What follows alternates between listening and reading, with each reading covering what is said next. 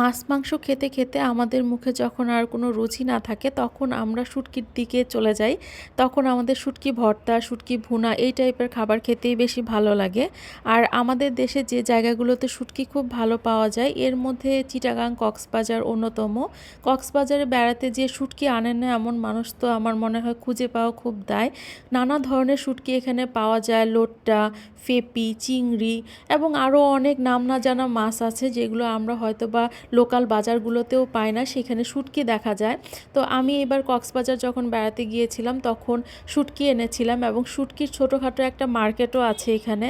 আপনারা দেখে শুনে বুঝে শুটকি নিয়ে আসতে পারেন।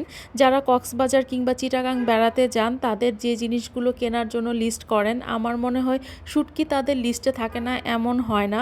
দেখেন কত রকমের শুটকি এখানে আছে। এগুলোর অনেক কিছুর মাছের নাম আমরা জানিও না, কিন্তু শুটকি এখানে পাওয়া যায়।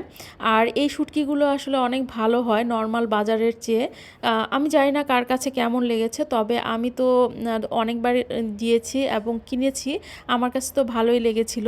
তো আমি প্রতিবারই এখানে গেলে অনেক রকমের শুটকি নিয়ে আসি। তো আপনারাও যারা কক্সবাজার বা চিটাগাং বেড়াতে গিয়েছেন এবং শুটকি কিনেছেন, কেমন লেগেছে বা কিভাবে খেয়েছেন সেটা আমাকে কমেন্ট করে জানাতে পারেন। আমি এবার কক্সবাজার যেয়ে এই দোকান থেকেই শুটকি কিনেছিলাম এবং আমার শুটকিগুলো বেশ ভালোই পড়েছিল। এখানে আপনি অনলাইনেও অর্ডার করতে পারেন, অ্যাড্রেস দেওয়া আছে।